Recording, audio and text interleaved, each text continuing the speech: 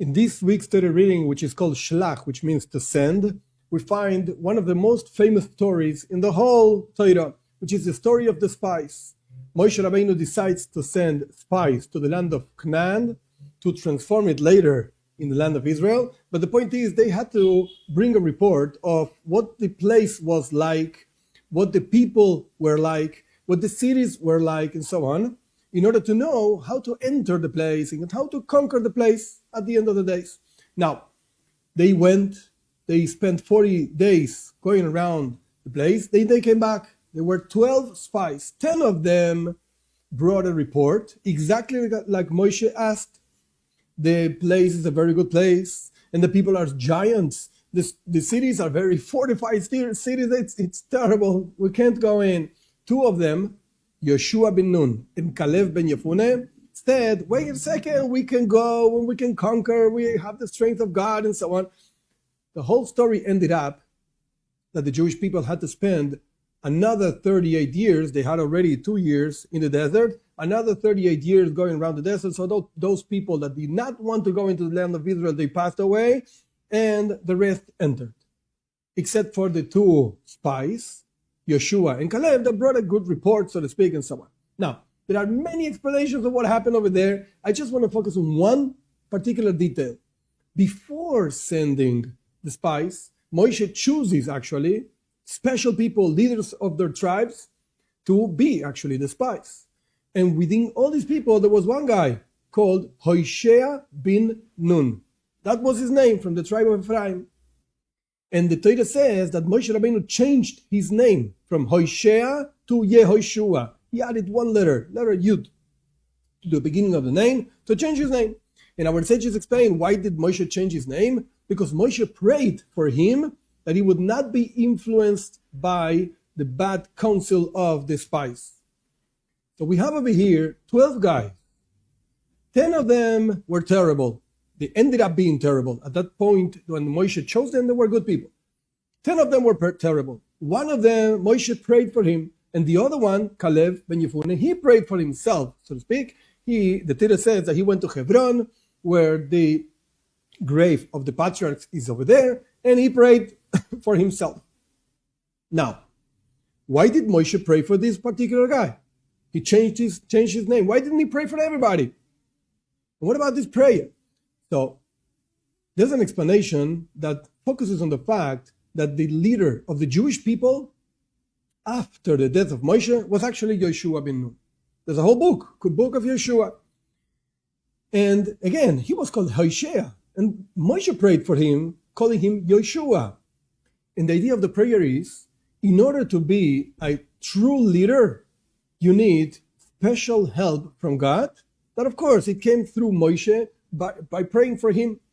For Caleb, that he was not going to be a leader, he went himself to pray, and he saved himself, so to speak, from the bad counsel of the rest of the spies. The other 10 spies, they did not pray, or they didn't do anything. They didn't want to go into the land of Israel. We're not going to discuss exactly why not now.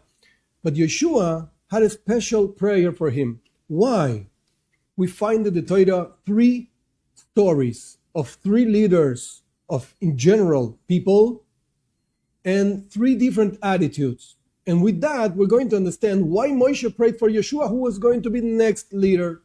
And the idea is like this. Story number 1, Noach. Noach built an ark because God told him, I'm going to bring a flood and the whole humanity is going to die. You're going to be saved and so on. You, your family, and so on.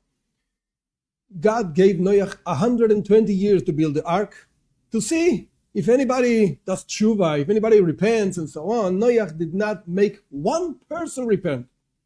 He didn't go around explaining, publicizing, God is going to bring a flood and so on, everyone's going to die. No. If you went to Noach and you asked him, okay, so he told you, this is going to happen, people laughed at him. He didn't do anything else than building an ark, putting the animals and so on. The rest of the story is known. That's one type of leader that is for himself. Another type of leader, Avraham Avinu. We find that God told Avram, I'm going to destroy Sodom and Gomorrah. I'm going to destroy this, actually 5 cities over there. They're very bad people. They're terrible people. I'm going to destroy them. And Avram started praying to God. Why would you destroy everybody if you have righteous people over there? Don't destroy the place. Maybe there's one guy, two guys, three guys, whatever. A whole prayer. Avram prayed for other people to be saved. Noach did not pray for anybody. Avram at least prayed for all the people to be saved. But if you look carefully at the prayer of Avram, he prays for tzaddikim, righteous people. Maybe there's such an amount of tzaddikim, righteous people. Maybe there's such an amount of tzaddikim, righteous people. He didn't pray for everybody. He prayed only for the righteous. There were no righteous people in Sodom and Amorah, and it got destroyed. Okay, story, so to speak. Story number 3, Moshe Rabbeinu. When the Jewish people did the golden calf, there were sinners. The worst sin of all is idolatry, and that's what they were doing. And God said, I'm going to destroy everybody, and I'm going to make out of you, said God to Moshe, a new people and so on. And Moshe said, no way. No, I don't accept. You have to forgive them. And Moshe gave his own life. If you're not going to forgive them, says in Parashat Kisisa, Mecheini nami sifrecha shekosavta. Erase me from this book that you wrote. I don't want this book. And God forgave. That's a true leader.